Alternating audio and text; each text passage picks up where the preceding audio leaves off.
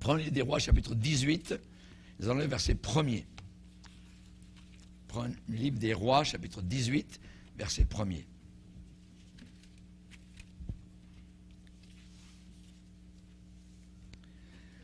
Abdias qui craignait l'Éternel. Première partie. Bien des jours s'écoulèrent et la parole de l'Éternel fut ainsi adressée à Élie dans la 3e année, donc de la sécheresse, de la famine. Va, présente-toi devant Akab et je ferai tomber de la pluie sur la face du sol. Et Élie alla pour se présenter devant Akab. La famine était grande à Samarie. Et Akab fit appeler Abdias. Notez ce nom, Abdias. Abdias, chef de sa maison. Or Abdias craignait beaucoup l'Éternel. Et lorsque Jézabel, la femme d'Akab, extermina les prophètes de l'Éternel, Abdias prit 100 prophètes qu'il cacha 50 par 50 dans une caverne. Et il les avait nourris de pain et d'eau. Akab dit à Abdias, va par le pays vers toutes les sources d'eau et vers tous les torrents. Peut-être se trouvera-t-il de l'herbe, et nous conserverons la vie aux chevaux et aux mulets, et nous n'aurons pas besoin d'abattre du bétail. Ils se partagèrent le pays pour le parcourir. Akab alla seul par un chemin, et Abdias alla seul par un autre chemin. Comme Abdias était en route, voici Élie le rencontra. Abdias, l'ayant reconnu, tomba sur son visage et dit, « Est-ce toi, mon seigneur Élie ?» Il lui répondit, « C'est moi. » « Va, dis à ton maître, voici Élie. » Et Abdias dit, « Quel péché ai-je commis pour que tu livres ton serviteur entre les mains d'Akab, qui me fera mourir? L'Éternel est vivant, il n'est ni nation ni royaume où mon maître n'est envoyé pour te chercher. Et quand on disait que tu n'y étais pas, il faisait jurer le royaume et la nation que l'on ne t'avait pas trouvé. Et maintenant tu dis, va, dis à ton maître, voici Élie. Puis, lorsque je t'aurai quitté, l'Esprit de l'Éternel te transportera je ne sais où, et j'irai informer Akab qui ne te trouvera pas et qui me tuera. Cependant, ton serviteur craint l'Éternel dès sa jeunesse. N'a-t-on pas dit à mon Seigneur ce que j'ai fait quand Jézabel tua les prophètes de l'Éternel? J'ai caché 100 prophètes de l'Éternel, 50 par 50 dans une caverne, et je les ai nourris de pain et d'eau. Et maintenant tu dis, va, dis à ton maître, voici Élie, il me tuera. Mais Élie dit, l'Éternel des armées dont je suis le serviteur est vivant. Aujourd'hui, je me présenterai devant Akab. Amen. Père, nous te bénissons et te remercions pour ta parole. Nous te bénissons, Seigneur, pour le rouleau sacré que nous avons ce matin sous nos regards, Seigneur. Te remercions pour ce texte qui va nous faire vivre, qui va nous nourrir, Seigneur. Te demandons, Seigneur, que l'Esprit de Dieu saisisse nos esprits, nos cœurs, nos âmes, que nous puissions comprendre, être attentifs à ta puissante parole. Aide-nous à la méditer, qu'elle soit pour nous, Seigneur, un gâteau d'ange, qu'elle soit pour nous, Seigneur, une force qui nous fera marcher jusqu'à la montagne de l'Éternel, Seigneur, encore pendant des jours, car ta parole est une source de vie et de force et d'énergie. Béni soit ton nom, encourage ce matin les découragés, veuille bénir, Seigneur, les nécessiteux. Te demandons, Seigneur, spécialement cette journée, de bénir les pasteurs qui, dans le monde entier, alléluia, enseignent ta puissante parole. Ces pasteurs restés fidèles à l'évangile de gloire, qui ne l'ont changé d'aucune façon, qui ne l'ont modifié, qui ne l'ont modernisé d'aucune manière. Te prions, Seigneur, pour chacun d'entre eux, et te bénis, Seigneur, pour les chrétiens restés fidèles aux saintes Écritures. Merci, Père, dans le nom de Jésus. Amen. Et tout le peuple dit... Amen. Amen. Vous pouvez vous asseoir, frères et sœurs, chers amis. Alléluia. Abdias. C'est bon de voir certains caractères de la parole de Dieu, certains personnages des Écritures, évidemment, donc, qui nous inspirent. Et dans la Bible, il y en a certains que nous ne connaissons pas parce qu'on n'a jamais entendu parler. Peut-être c'en est un ce matin que vous ne connaissez pas, mais j'ai intitulé ce message « Abdias, qui craignait l'Éternel ». Qui craignait l'Éternel. Craindre Dieu n'est pas quelque chose de négatif. N'est pas quelque chose qui est, je dirais, qui nous abaisse. Au contraire, c'est quelque chose de très puissant, très positif. La crainte de Dieu est le commencement, le début de la sagesse. Être sage en Dieu. Abdias, il n'y en a pas un seul dans l'Ancien Testament.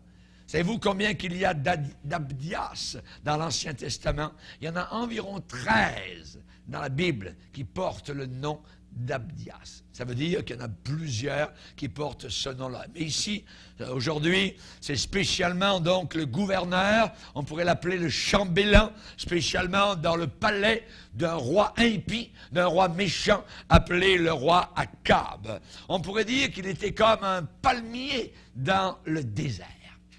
Cet homme-là est rafraîchissant au milieu de quelque chose, d'une situation qui est désertique. Il est dit qu'il était chef de la maison d'Akab.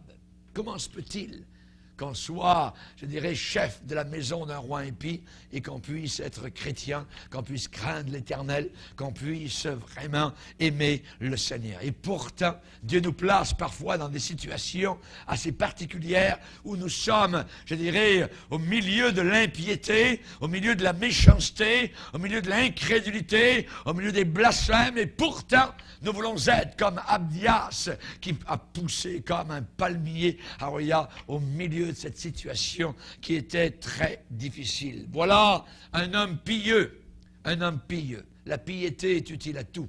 L'exercice corporel est utile à peu de choses, tandis que la piété est utile à tout.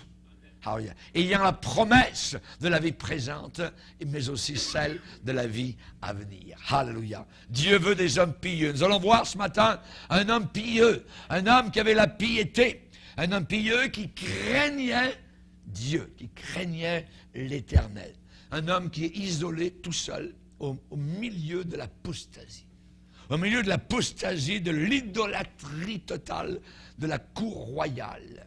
Il est en train de servir dans une maison où la femme de maison s'appelle Jézabel, une femme qui sert le diable, une femme qui hait les prophètes de Dieu, une femme qui hait les vrais pasteurs du Seigneur et qui veut les voir morts, les voir la bouche totalement fermée. Et nous voyons que cet homme-là, qui est isolé au milieu de l'apostasie, de l'idolâtrie de la cour royale, eh bien, va faire une différence. Il va faire une différence au milieu d'un peuple qui est sans aucun souci de Dieu, un peuple qui se fiche totalement de Dieu, qui est totalement ignorant, qui ne veut plus rien savoir du Seigneur. Eh bien, il va faire une différence. On voit que c'est un croyant qui est effacé, mais un croyant fidèle. Un croyant fidèle. Ce que Dieu nous demande, ce n'est pas que l'on se montre, que l'on fasse un show personnel. Dieu demande qu'on soit fidèle. Amen. Il ne nous demande même pas d'avoir du succès. Il nous demande d'avoir de la fidélité, d'avoir la foi jusqu'à la fin. Sois fidèle jusqu'à la fin. Alléluia. Et je te donnerai la couronne de vie. Amen. Vous pouvez imaginer recevoir une couronne sur votre tête? Pas de la part d'un président d'une université, d'une présidente d'une compagnie, quoi que ce soit, mais recevoir de la part du roi des rois, du créateur de l'univers, une couronne sur votre tête, simplement pour votre fidélité. Fidélité, être resté fidèle au Seigneur pendant le temps de votre pèlerinage terrestre. J'aimerais dire d'abord une des caractéristiques, et nous allons en voir 3 ce matin, vis-à-vis d'Abdias. On en verra d'autres dans la deuxième partie. Mais tout d'abord, cet homme Abdias a connu Dieu dès sa jeunesse. C'est un homme, ça fait longtemps qu'il sert le Seigneur. Je ne sais pas à quel âge il avait à cette époque-là. Avait-il 50 ans? Avait-il 60 ans? Je ne sais pas vraiment. La Bible ne le dit pas. mais c'est un homme qui peut dire « Je sers Dieu depuis ma jeunesse ». Ce qui veut dire qu'il a passé un certain nombre d'années, de décennies, sous le soleil de gloire, le soleil de justice du Seigneur. On sait que j'aimerais qu'on puisse se tourner vers le psaume 71. Le psaume 71 est un psaume merveilleux, écrit par, je pense, David. Il n'y a pas de nom spécialement au début de ce psaume-là, mais possiblement c'est David ou Asaph, je ne sais pas. Mais moi, j'ai donné un titre à ce psaume-là, « Chaque jour de la jeunesse à la vieillesse. » Chaque jour de la jeunesse à la vieillesse. Pourquoi chaque jour? Parce que dans ce psaume-là, chaque jour revient 3 fois. 3 fois. Au verset 8, « Que ma bouche soit remplie de tes louanges, que chaque jour elle te glorifie. » Verset 15, « Ma bouche publiera ta justice, ton salut, chaque jour. » Verset 24, le dernier, « Ma langue, chaque jour, publiera ta justice, car ceux qui cherchent ma perte sont honteux et confus. » Chaque jour, chaque jour, chaque jour. Alléluia. Ensuite, pourquoi j'ai intitulé « De la jeunesse et la vieillesse » ? Eh bien, parce qu'il parle que depuis sa jeunesse, il sert le Seigneur. Il connaît le Seigneur. Verset 5. « Car tu es mon espérance, Seigneur éternel. En toi je me confie dès ma jeunesse. » Verset 9. « Ne me rejette pas au temps de la vieillesse, quand mes forces s'en vont, ne m'abandonne pas. » Verset 17. « Ô Dieu, tu m'as instruit dès ma jeunesse, et jusqu'à présent j'annonce tes merveilles.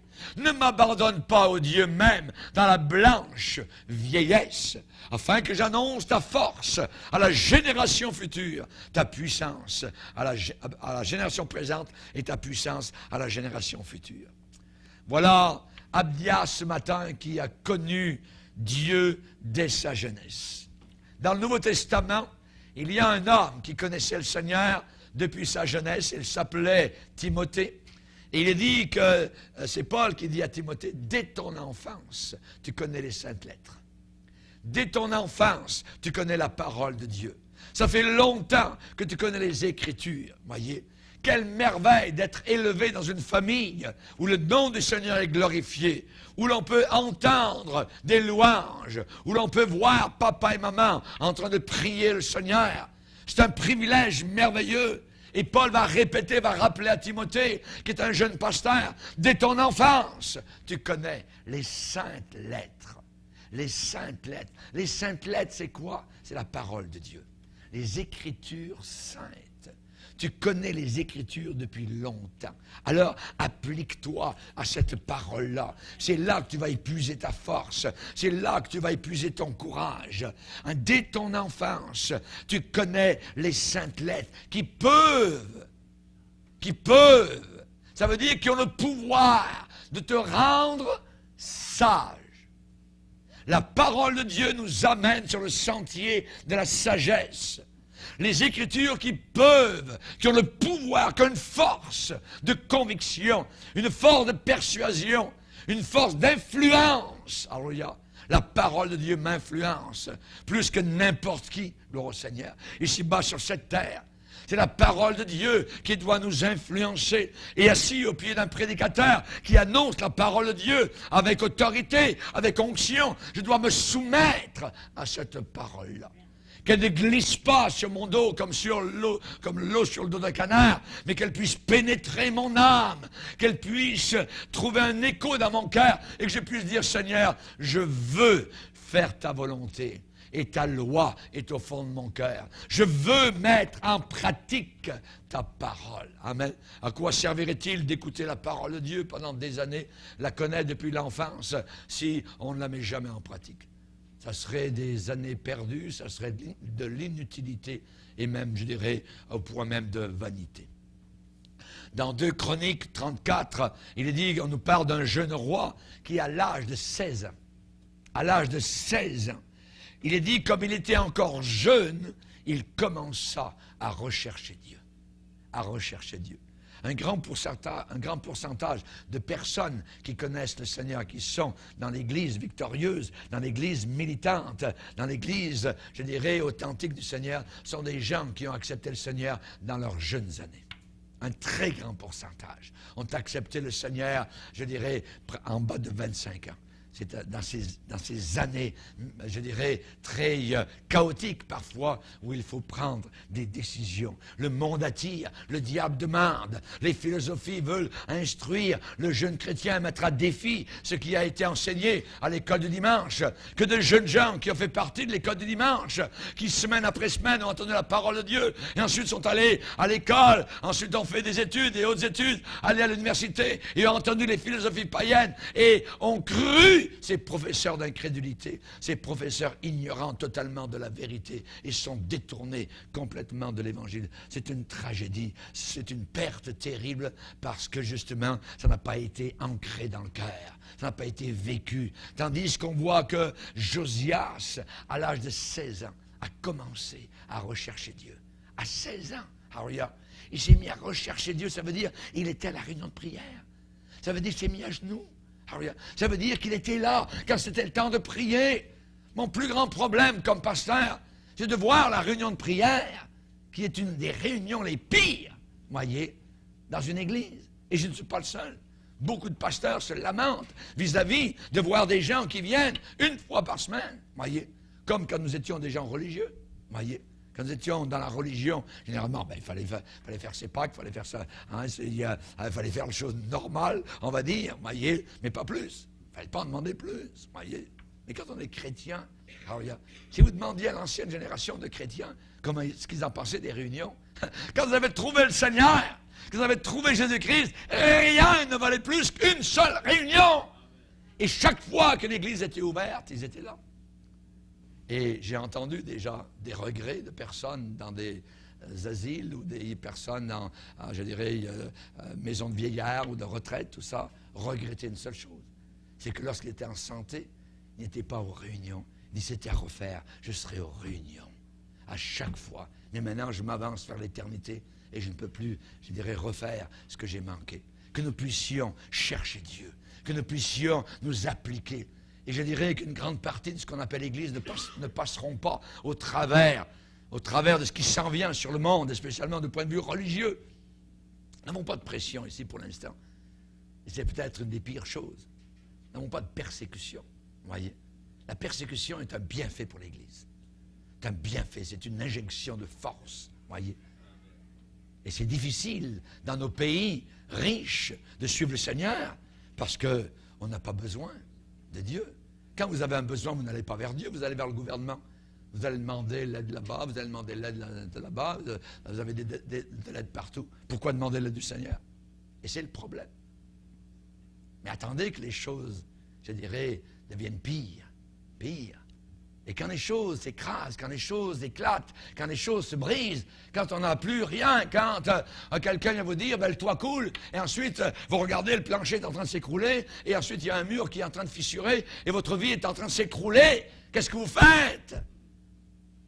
Qu'est-ce que vous faites? Vous voyez, on s'en va vers le Seigneur. Les priorités reviennent, la prière, vous voyez. Ce n'est plus la recherche de l'argent, c'est la recherche de Dieu. La Bible dit, si tu cherches Dieu comme on cherche l'argent et l'or, tu le trouveras. Tu le trouveras. Regardez les gens partir le matin. C'est rempli les routes, les métros, parce qu'ils vont chercher leur gagne-pain, ils vont chercher leur vie, ils vont chercher leur argent et leur or, voyez. Et c'est vrai qu'ils en ont besoin. Mais si nous cherchions Dieu de la même manière, avec la même intensité, chaque jour, chaque matin, nous le trouverions. Nous le trouverions. Il serait votre ami. Vous sauriez quelle est sa volonté. Vous connaîtriez sa parole. Vous marcheriez vraiment dans le chemin qu'il a pour chacun de vous. Dès ton enfance, tu connais les saintes lettres. Dès ton enfance. Josias, l'âge de 16 ans, alors qu'il était encore jeune, voyez. Est-ce qu'on peut demander à un enfant de prier, d'être régulier à la prière? Certainement. Certainement. Est-ce qu'on peut dire à un enfant, reste à la maison, toi tu peux l'offrir le dimanche matin, dors, pendant que toi tu vas aller à la réunion? Jamais. Les enfants doivent comme parents, on doit leur demander de venir avec nous à la réunion. Tu ne dormiras pas ce matin, tu viens à la réunion. Et finalement, quand on vient à la réunion, on est content, on est heureux. Parce que si nous ne semons rien dans nos enfants, nous ne récolterons rien plus tard. Il faut semer pour récolter. Et ce qui s'en vient sur le monde, à l'horizon, est quelque chose de terrible. Quelque chose de terrible. Parce qu'ils vont être enseignés. Nous, les parents, nous les avons quelques heures. Mais le système gouvernemental, le système d'éducation les a pendant des milliers d'heures. Plus que les parents. Et les enseignent. Et les enseignent. Ils leur enseignent que Mahomet, que Bouddha, que Jésus sont tous sur le même pied d'égalité. Et ça rentre dans le cœur de l'enfant. Et vous pouvez leur dire que Jésus est au-dessus de tout, que Jésus est Dieu. Mais non, mon professeur a dit cela. Et s'il n'y a pas le Saint-Esprit, Harouya, qui vous aide comme parent, Harouya, vous êtes en train d'élever des petits païens. On a besoin du Seigneur. On a besoin de prendre Dieu véritablement au sérieux. Abdias connaissait le Seigneur dès sa jeunesse. Dès sa jeunesse. Je dirais que, évidemment, cet homme-là, Abdias, devait avoir eu des parents pieux. Abdias, en hébreu. Généralement, c'est les parents qui appellent, qui donnent un nom à leurs enfants. Vous voyez? Et en hébreu, Abdias, ça veut dire serviteur de l'Éternel. Serviteur de l'Éternel. Et encore, adorateur de l'Éternel. Abdias. Quand vous donnez à votre enfant, « Hey, serviteur de l'Éternel, viens ici. » Vous voyez? « Hey, adorateur de Dieu, viens. » Oui, dans la maison. Ça veut dire que vous avez une intention sur cet enfant. Ça veut dire que vous, comme parents, vous aimez le Seigneur et vous voulez que votre enfant aussi, serve le Seigneur et adore le Seigneur comme vous. Abdias devait avoir eu certainement des parents chrétiens. Des parents chrétiens. Vous regardez Joseph, à l'âge de 17 ans, Dieu s'est révélé dans son cœur. Lui a montré des merveilleuses visions. Rappelez-vous la gerbe qui s'est levée, sa gerbe. Et les autres gerbes s'inclinaient devant la sienne. Dieu a réalisé, évidemment, les vœux qu'il avait envers ce jeune homme. Samuel a été donné à l'Éternel et il ne laissait tomber à terre aucune des paroles de Dieu. Ce qui veut dire que toute parole de Dieu, il en prenait soin, il gardait cette parole. Et je pense que nous, comme chrétiens, nous devrions faire attention, même dans nos conversations, lorsque nous prenons la parole de Dieu à la légère. On cite des versets en riant parfois. Non, la parole de Dieu, nous devrons faire attention. Toujours, ne jamais la laisser tomber à terre. Ne jamais la laisser, la respecter. C'est la parole de Dieu, notre Dieu Tout-Puissant. Amen. Gloire au Seigneur. Moïse est un bébé. Au départ, dans un panier, rappelez-vous. Mais il avait une mère pieuse qui s'appelait Jochébed. Et Jochébed a été capable en disant, mon bébé, non, il n'ira pas sur le Nil. Les Égyptiens ne l'auront pas. Je vais le protéger. Les soldats ne le prendront pas, ne le jetteront pas dans le fleuve du Nil pour que les alligators le mangent. Les caïmans, ainsi de suite. Elle a cru Dieu. Elle a pleuré devant Dieu. La nuit, elle était réveillée. Elle pleurait devant le Seigneur. Elle dit, Seigneur, mon bébé, il est beau. Je veux, Seigneur, que tu le protèges. Alors, elle a eu un plan. Elle a fait un petit panier d'osier. Elle l'a placé sur le bord le plus au bord du Nil. Elle a demandé à la plus grande sœur, veille sur le bébé. Et vous connaissez la suite de l'histoire. Histoire merveilleuse. À 80 ans, un homme à la barbe blanche. Alors, généralement, à 80 ans, les gens, ils prennent la retraite. Oui, ça fait longtemps qu'ils sont à la retraite. À 80 ans, Dieu appelle Moïse à la tête d'un peuple de 3 millions de personnes pour le conduire en dehors du pays d'Égypte. Et cet homme de 80 ans, qui est dans le désert depuis 40 ans, en train de garder des petites brebis, voit le buisson, qui soudain jaillit une flamme, se met à brûler sans se consumer, la voix de Dieu en train de parler. Moïse, Moïse, va-t'en en Égypte. Tu vas aller au palais royal. Tu vas aller devant le plus grand dictateur de l'époque. Tu vas aller en Égypte, là-bas, à Pharaon, et tu vas lui dire, tout le peuple d'Israël doit sortir de ton pays. 3 millions de personnes vont sortir. Imaginez tous les esclaves, tous ceux qui construisaient les grands bâtiments, tous ceux qui construisaient donc tous les ornements, voyez, de l'Égypte, doivent sortir. Pour ceux qui vont laisser sortir, et vous connaissez la suite de l'histoire aussi, voyez. mais parce qu'il y a une mère, un jour, qui s'appelait Jochébed, qui a dit, mon enfant sera à Dieu. Moïse connaissait Dieu dès son enfance. Dès son enfance. Alléluia, gloire au Seigneur. Moi-même, je bénis le Seigneur à l'âge de 21 ans. J'ai connu le Seigneur. J'ai vu la nullité de la religion. Alléluia, la religion ne m'a jamais rien apporté. J'étais un vrai païen religieux. Dieu m'a sauvé à l'âge de 21 ans sur un bateau. J'ai pleuré sur mes péchés. J'ai demandé pardon au Seigneur. J'ai dit, Seigneur, conduis-moi, guide-moi. Alléluia. Et il m'a guidé vers la famille. Dans les chrétiens, je ne les connaissais pas. Il m'a fait sortir, il m'a extirpé d'une religion impie, mauvaise, prostituée, pour m'amener vers les chrétiens, vers la famille. Luther, Calvin, D.L. Moody, Hudson Taylor, Shiniki, tous ces gens-là étaient convertis au printemps de leur vie. Dieu les a utilisés pour sa gloire. Ton serviteur craint l'Éternel dès sa jeunesse, a dit Abdias. C'est merveilleux de pouvoir présenter une vie entière devant le Seigneur. Et pas les restes, pas les bouts. Mais je vais aller dans le monde, tout ça, puis je vais goûter. Puis j'ai pas vécu ma jeunesse, puis là, je vais aller la vivre. Mon œil. C'est des propos insensés.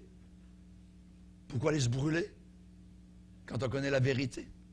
Pourquoi? Voyez. Chers amis, Abdias avait des parents chrétiens.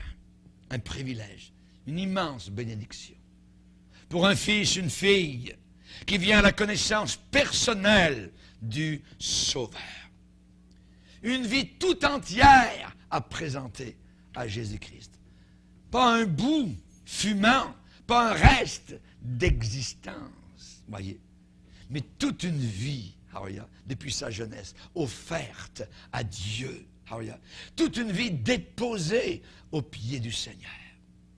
Avant que le péché ait fait ses ravages, avant que des liens impurs compliquent la vie entière, spécialement dans le mariage. Se marier à un païen était quelque chose qui est interdit dans la parole de Dieu. Un chrétien, quelqu'un qui se dit chrétien, épouser un païen, la Bible appelle cela un joug inique. La Bible dit qu'il n'y a aucune communion entre la lumière et les ténèbres. Quand le chrétien ou la chrétienne veut envoyer son enfant à l'église, le païen dit « moi je dors ce matin ». Quand le chrétien veut payer sa dîme à l'église, le conjoint païen dit « c'est une gang de racket ». Et ainsi de suite. La lumière et les ténèbres n'ont aucune communion l'un avec l'autre. Et la Bible déclare, on va le lire si vous voulez bien dans 2 Corinthiens chapitre 6. Verset 14, ne vous mettez pas avec les infidèles sous un joug étranger. Un joug étranger. Car quel rapport y a-t-il entre la justice et l'iniquité? Qu'y a-t-il de commun entre la lumière et les ténèbres? Quel accord y a-t-il entre Christ et Satan? Quelle part a le fidèle avec l'infidèle? Quel rapport y a-t-il entre le temple de Dieu et les idoles? Nous sommes le temple de Dieu, on l'a chanté ce matin. Comme Dieu l'a dit, j'habiterai, je marcherai au milieu d'eux, je serai leur Dieu. Pardon, ils seront mon peuple. C'est pourquoi, sortez du milieu d'eux. Sortez. Quelque part, il faut sortir. Séparez-vous, dit le Seigneur. Ne touchez pas à ce qui est impur, et je vous accueillerai. Je serai pour vous un père, vous serez pour moi des fils et des filles, dit le Seigneur Tout-Puissant. Amen. Gloire au Seigneur. Souviens-toi de ton Créateur pendant les jours de ta jeunesse. Souviens-toi de ton Créateur. Alléluia. Que Dieu soit glorifié. Chers amis, ensuite, la deuxième chose sur Abdias, il est dit que non seulement il connaissait Dieu dès sa jeunesse, mais il craignait beaucoup l'Éternel. Est-ce que je pourrais dire ce matin, tu es un chrétien qui craint beaucoup l'Éternel? Est-ce que vous pourriez mettre sur ma pierre tombale, écrire, le pasteur Bourgier craignait beaucoup l'Éternel? Il n'y a pas de plus belle épitaphe. Craindre, la crainte de Dieu. Voyez. C'est une belle épitaphe sur une tombe. C'est 2 mots qui définissent la vie d'Abdias, qui définissent son expérience spirituelle. Il craignait l'Éternel. Qu'est-ce que ça veut dire? Ça veut dire qu'il avait de la révérence pour Dieu. Il tremblait devant la parole de Dieu. Est-ce que nous tremblons devant la parole de Dieu? Nous apprenons. Oh, il peut en prendre, peut en laisser.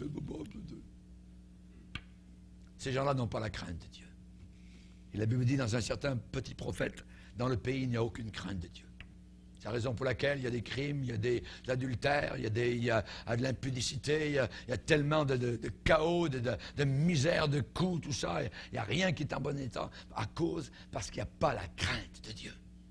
Il n'y a pas la crainte de Dieu. Voyez.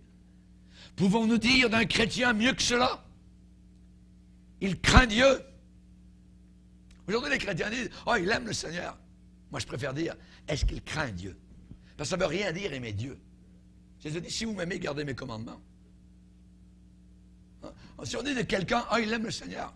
Oui, mais qu'est-ce que ça veut dire? Qu'est-ce que tu veux dire, il aime le Seigneur? Est-ce qu'il met en pratique la parole de Dieu? Est-ce qu'il est séparé? Est-ce qu'il craint Dieu? Voyez? Comment il vit? Ainsi de suite. Voyez? Et Abdias craignait l'Éternel. Il avait de la révérence pour Dieu. Mais pas seulement il craignait l'Éternel. Vous avez bien lu le texte? Beaucoup. Il craignait beaucoup. Beaucoup. Pas un petit peu. Crains Dieu un petit peu. Ouais, Dieu peut me donner une petite tape un jour si je ne marche pas correct. Voyez? Non. Il craignait beaucoup l'Éternel. Ça veut dire grandement.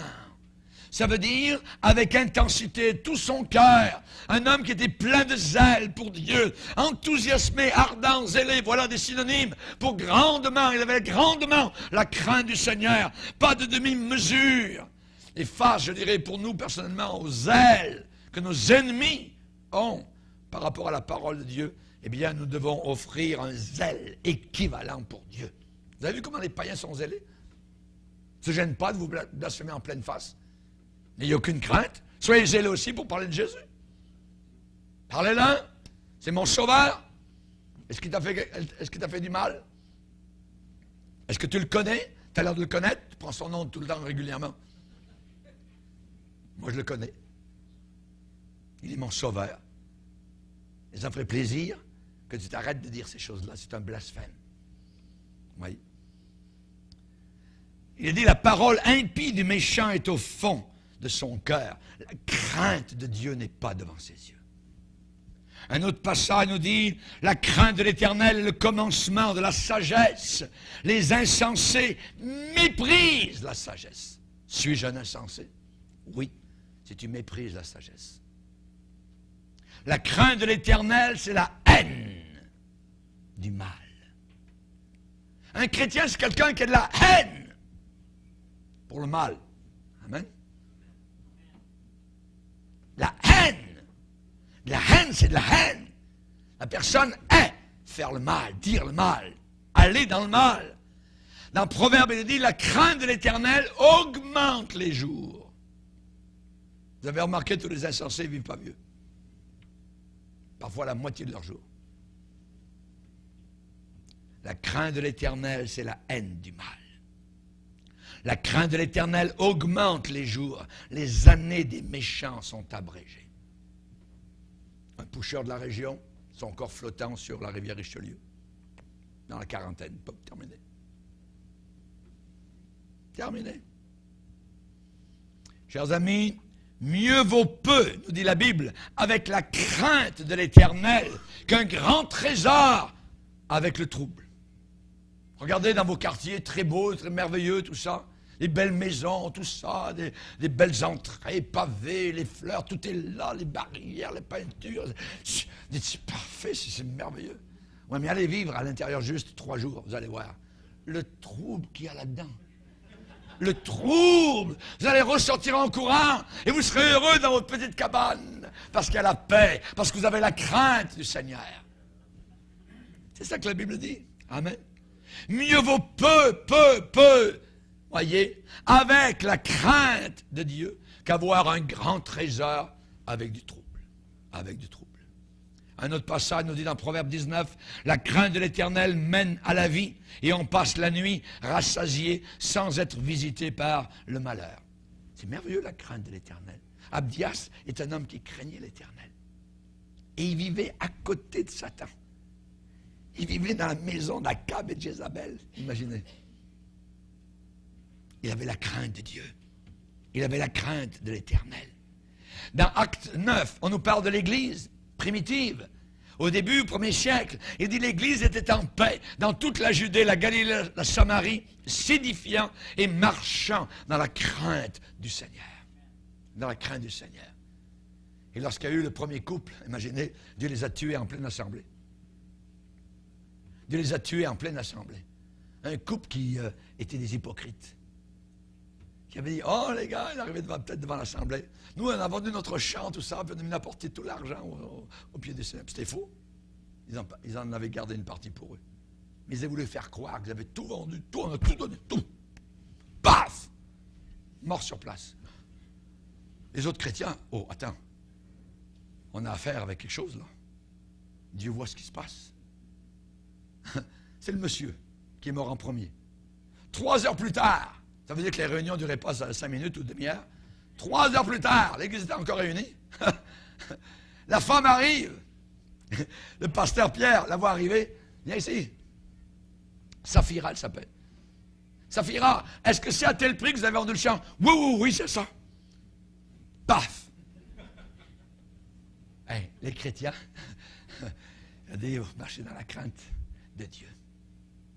Vous voyez que vous ne pouvez pas jouer avec le Seigneur. C'est un exemple pour tous les chrétiens de tous les temps, pour montrer que l'hypocrisie est jugée par Dieu, tôt ou tard. Il est dit, travaillez à votre salut avec crainte et tremblement. Ça ne veut pas dire qu'on travaille pour gagner notre salut, mais ça veut dire que notre salut est déjà gagné par la croix du Calvaire. Mais ensuite, nous travaillons, nous cultivons notre champ, nous cultivons notre vie chrétienne, nous le labourons, nous enlevons les mauvaises herbes, les ronces, ainsi de suite. Nous travaillons notre champ pour que nous puissions porter du bon fruit à la gloire du Seigneur. Amen.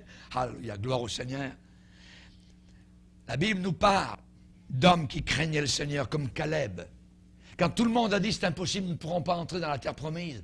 Non, non, il y a des géants, on ne pourra pas, la murmure. Il y a des gens qui ont reçu un don. C'est le don de murmurer. Murmure toujours, voyez. Et il l'emploie tout le temps. Il murmure tout le temps. Mais vous ne verrez jamais ces gens heureux. Parce qu'il y a toujours des murmures. De leur bouche, il y a toujours des murmures. Ça ne va pas là, ça ne va pas là, ça ne va jamais, jamais, jamais. Vous les voyez maintenant, c'est comme ça. Vous les reverrez dans 5 ans, dans 10 ans, dans 20 ans, c'est la même affaire. Tout le temps le murmure. Murmurer, murmurer. Et Caleb n'a pas murmuré. Il a dit, Dieu a dit une chose, alors Dieu va le faire. Montons, emparons-nous du pays. Qu'est-ce que Dieu lui a dit? Dieu lui a dit, Caleb verra le pays, parce qu'il a pleinement suivi ma voie. Il a pleinement, totalement suivi ma voie. Il faut suivre la voie du Seigneur. Ne murmurez jamais. Quand vous avez envie de murmurer, ne le faites pas. Ne murmurez jamais contre Dieu, voyez. Pourquoi? Parce que Dieu est souverain. Dieu sait ce qu'il fait. Est-ce qu'il y a quelqu'un qui aurait dû murmurer? C'est bien Joseph dans l'Ancien Testament.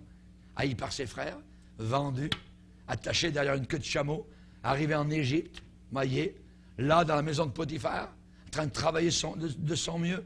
Ensuite, la femme du patron, comme c'est un esclave, on peut en faire ce qu'on veut, c'est comme un animal. Elle a voulu coucher avec lui. Finalement, il s'est retrouvé en prison maximum pendant 2 ans, parce que la femme a dit, il a voulu me violer, c'était un mensonge. Est-ce qu'il y a quelqu'un qui aurait pu murmurer? Jamais vous ne voyez dans le texte de la Bible ce jeune homme-là en train de murmurer. Pourquoi? Parce qu'il sait que Dieu est souverain.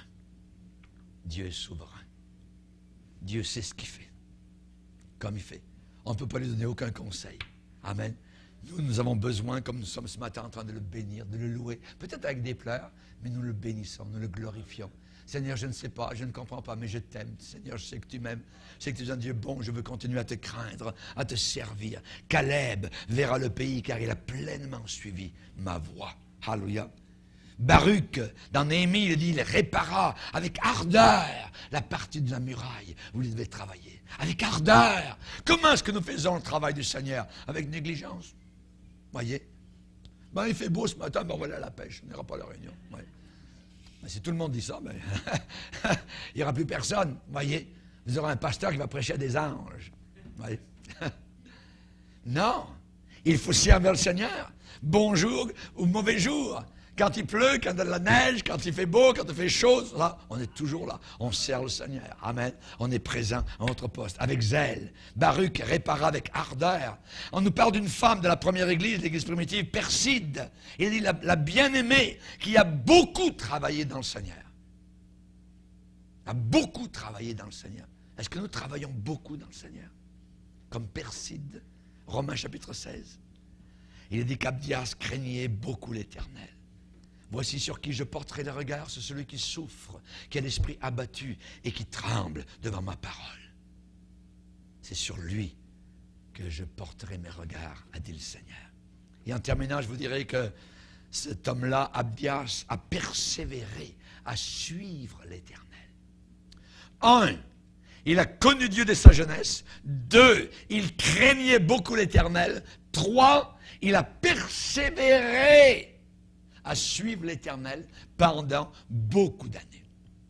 Il a dit à Élie, cependant ton serviteur craint l'Éternel dès sa jeunesse, ça veut dire depuis sa jeunesse. Et maintenant il n'est plus jeune, maintenant il a un certain âge, ça veut dire qu'il a persévéré dans toutes ces années-là. Il est venu dès sa jeunesse au Seigneur, mais il a continué à le servir dans la suite des années.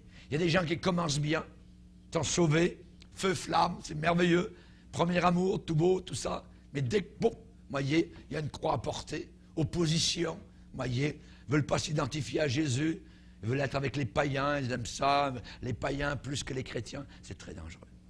Voyez, bien commencer, mal fini, mal fini. Ça ne sert à rien de bien commencer si on finit mal, il faut bien commencer et bien finir.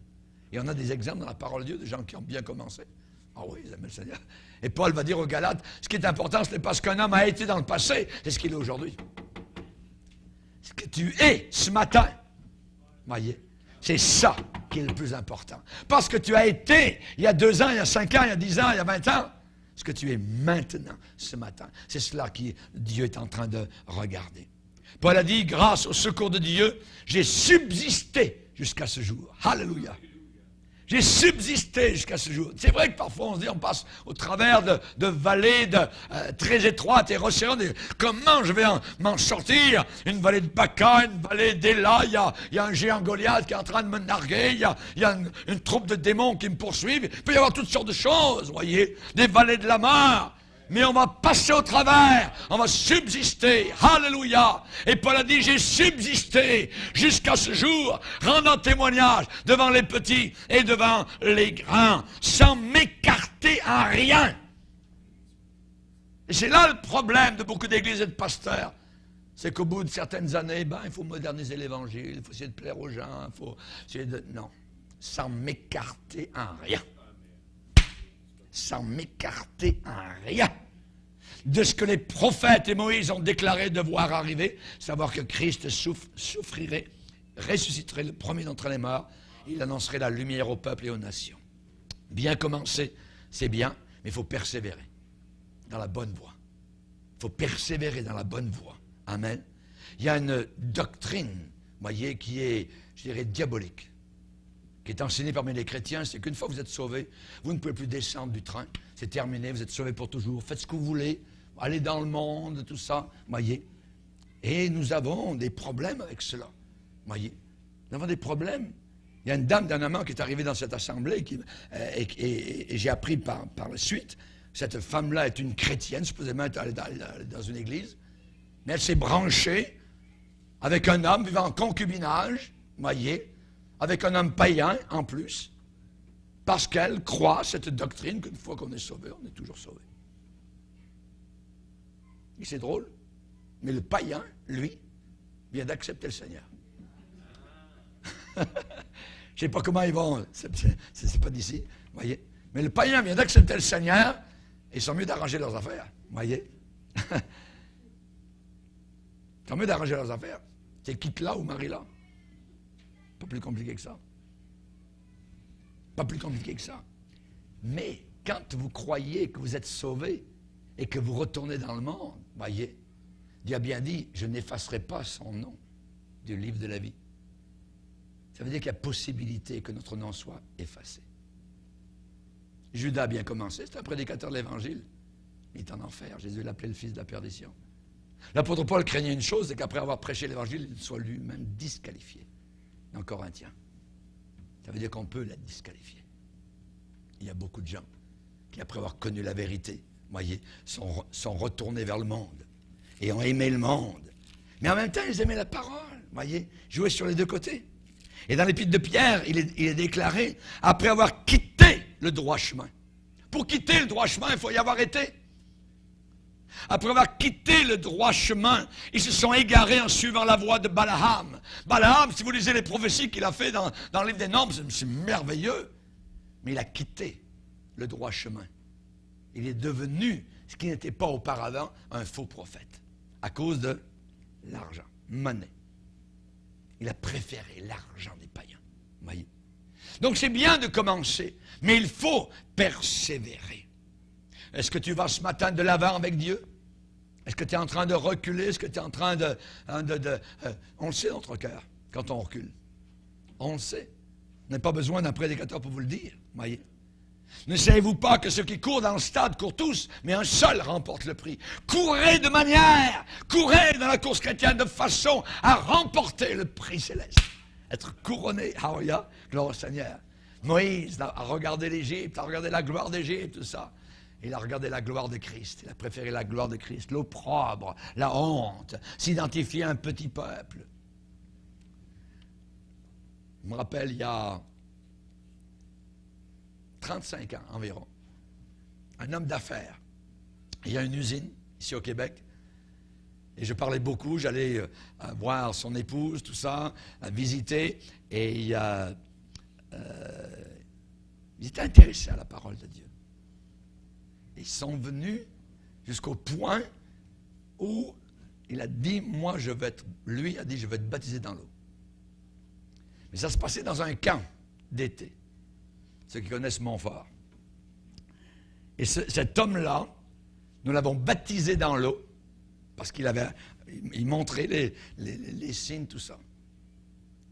Mais au fond de son cœur, en revenant dans son milieu d'usine, il n'a jamais voulu s'identifier à la petite église chrétienne du coin, évangélique.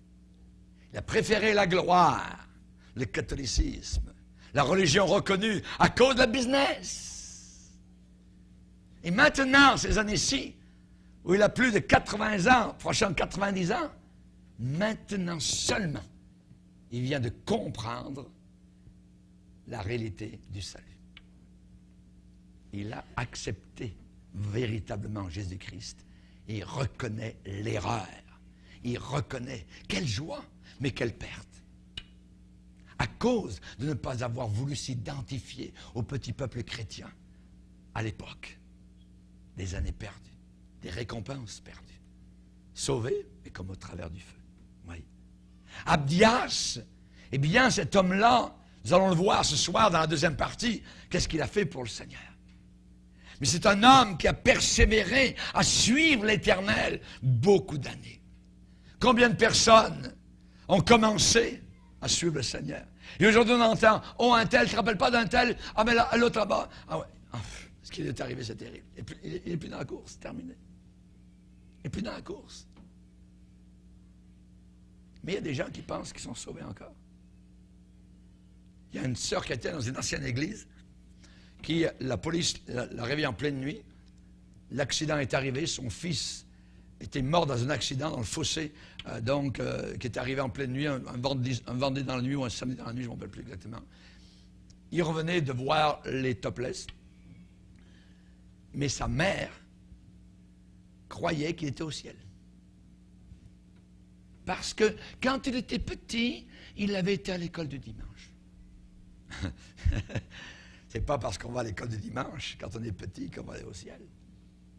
Les œuvres. Cet homme-là vivait dans la boisson, dans la débauche, dans la drogue, tout ça. Allez voir donc les stripteaseuses et ainsi de suite. Et il est mort comme cela.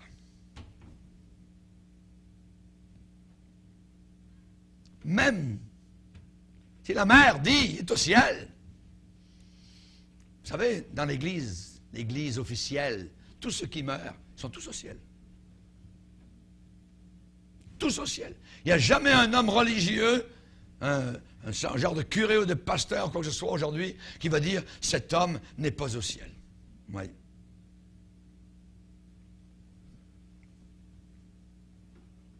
Et pourtant, nous savons, quand on est réveillé, quand on est éclairé, quand on a la parole de Dieu, nous savons fort bien ce qu'il en est dans l'au-delà. Ciel, l'enfer. Vas-tu de l'avant avec Dieu? La Bible dit, croissant sans cesse dans la grâce, connaissant de ton Sauveur. Dans l'Ecclésiaste, il est dit, mieux vaut la fin d'une chose que son commencement. Mieux vaut. Qu'est-ce que ça veut dire mieux vaut? Ça veut dire que c'est mieux, c'est préférable. La fin. C'est mieux de se trouver dans le salon funéraire que de se trouver dans l'hôpital où un bébé est en train de naître. C'est merveilleux, évidemment, quand un bébé naît. Mais au point de vue de l'éternité, voyez, à la fin d'une course, d'un combat, de pouvoir dire, j'ai combattu le bon combat.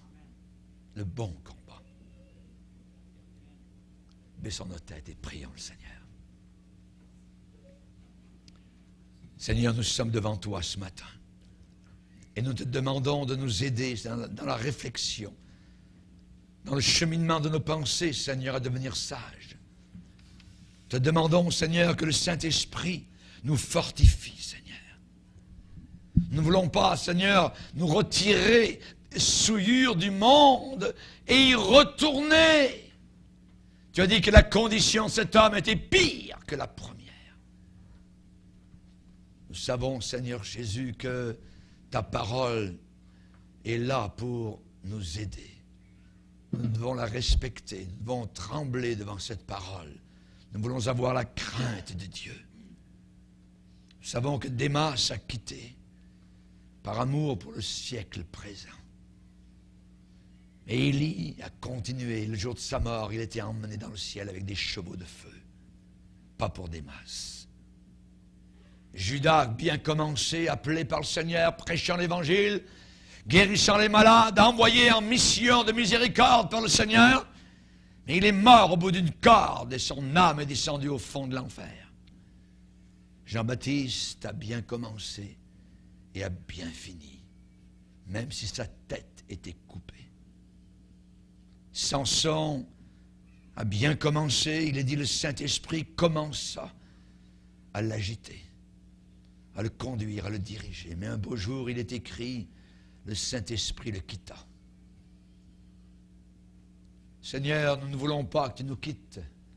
Nous voulons prier comme la prière de David au psaume 51. Seigneur, ne nous retire pas ton Saint-Esprit.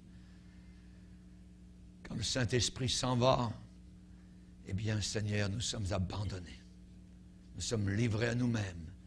Il n'y a plus aucune consolation, aucun encouragement. Il n'y a plus rien, nous devenons sans Dieu dans le monde, sans espérance. Nous te demandons ce matin, Seigneur, que nous puissions considérer nos voies, que nous puissions nous y appliquer, nous sonder. Sonde-moi, ô Dieu, connais, regarde ma situation, mon cheminement personnel. Tu as dit que quiconque met les mains à la charrue et regarde en arrière, avec un regard d'amour, avec un regard d'attirance vers l'arrière, cette personne n'est pas digne pour le ciel. Seigneur, nous ne voulons pas regarder vers l'arrière, nous voulons regarder vers l'avant. Nous voulons nous souvenir de la femme de Lot qui avait ses pieds vers la délivrance, mais ses yeux étaient vers le monde. Son regard, nous voulons nous en souvenir. Tu as dit, celui qui persévérera jusqu'à la fin. Jusqu'à la fin. Pourquoi tu dis cela, Seigneur? Si on n'avait pas besoin de persévérer, si on n'avait pas besoin de combattre pour notre foi, si on avait juste à se laisser porter par le courant. Non. Nous avons besoin de persévérer, nous avons besoin de lutter, de combattre pour notre foi. Aide-nous, s'il te plaît, Seigneur. Aide-nous, Seigneur, à être toujours et avec joie persévérants et patients. Nous te le demandons au nom de Jésus. Amen. Amen. Levons-nous ensemble, frères et sœurs.